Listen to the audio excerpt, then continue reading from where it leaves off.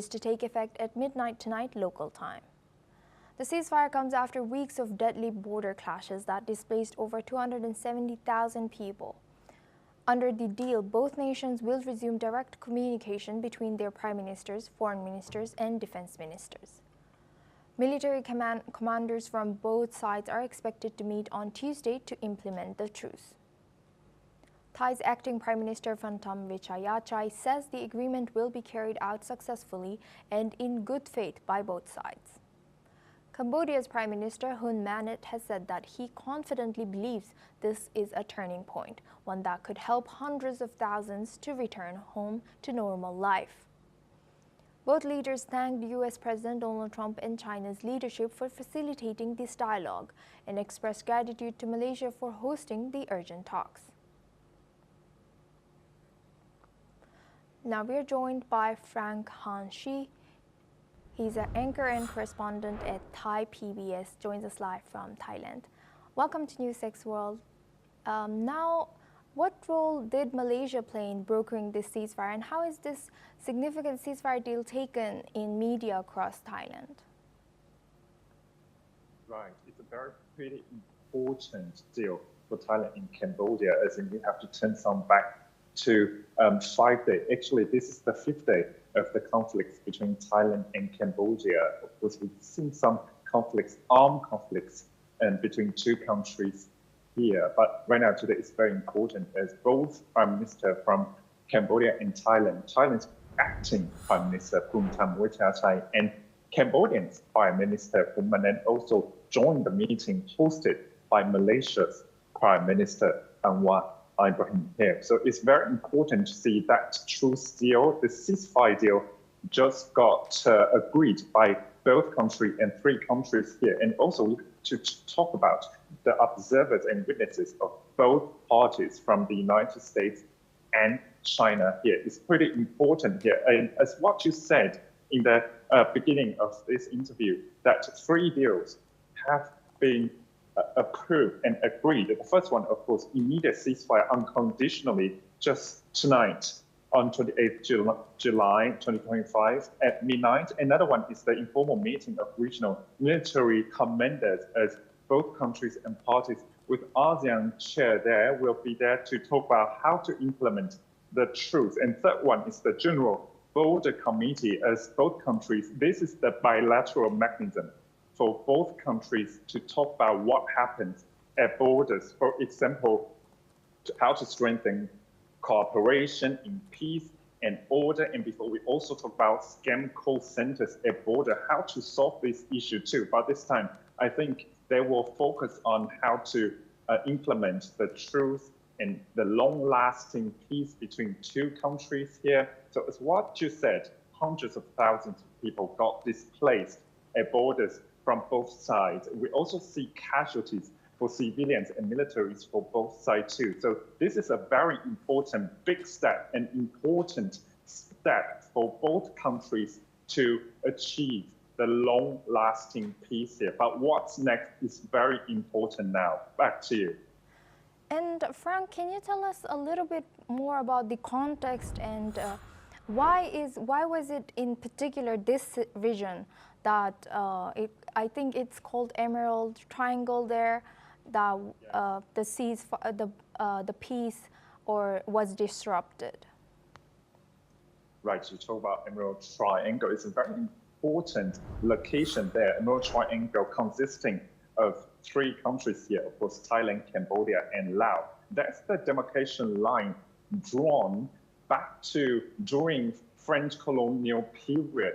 That demarcation line drawn there. But this is how both countries really having grudges with each other and want to get more specific land and territory at that border too. And for instance, I have to talk about a few days ago, of course, according to Thai military officer there, Cambodian military fired a rocket to Thailand, but eventually that rocket fell into Lao territory. This is how close that 3 parties and 3 countries will really struggle to find a peace there, because we haven't seen a specific line there for three countries, Thailand, Cambodia, and Laos, to follow for the formal and dialogue there to find a peace and, of course, a specific line at that border. And as what you said,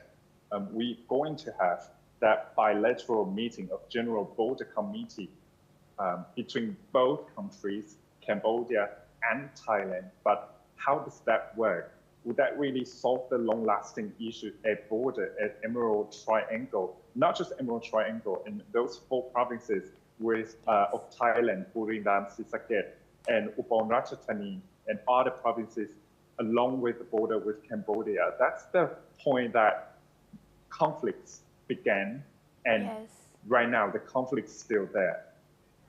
Yes, and Frank, now given this displacement of over 270,000 people, according to reports, what more can immediate humanitarian effort do so that these people can go back to their normal life in this region? Right, from Thailand's side, of course, government, private sector work together, hold hands together to hold those people displaced at the border, no matter to organize evacuation centers, or private sector open their stadiums for people to stay there temporarily and providing what they need on the ground right now. And of course, I understand that Cambodian side too. But what you said is very important. International communities and foundations there also provide a lot of food, water to give it to both people on both sides, those people, 100,000 displaced on the ground right now. And I understand that, of course, what we've seen today in Malaysia, in the official residence of Prime Minister Anwar Ibrahim, could give a light to them. It's a positive development on the ground right now. They might have the hope to go home after that, but we have to wait until tomorrow's meeting. We will see more details after that. And Frank, now, how did the involvement of global powers like US and China impact this stability of this stability of ceasefire there? Right, that's what you said. The very two important partners for both countries, no matter it's China and the United States, also for Cambodia and Thailand too. Of course, China already, before this truce talk began, we already see China, their foreign ministry already said that they want to see de-escalations from both countries. And the United States, of course, we see that President Donald Trump called both Prime Minister from Thailand and Cambodia to see the peaceful resolution and security peace there, stability in both countries and the region too. So, of course, what President Donald Trump said there just before the meeting, they had that call. They say, and President Donald Trump said that if there's no peaceful resolution and peace in both countries, trade talks wouldn't continue. So I think this is one of the factors in the truce talk to accelerate the talks between both countries too. But as what you said, how this power play and the superpowers really push forward that, as China, of course, a very important partners for Thailand and Cambodia, and right now United States holding that power and that goal to finalize the tariff talk with both countries too, because right now, as what I said, Thailand facing that 36%, also Cambodia too. So right now, of course, both countries, they want to finalize and get favorable tariff rates there. So I think this is one of the factors for the truce talk. Thank you very much, Frank Hansen, for joining us today and sharing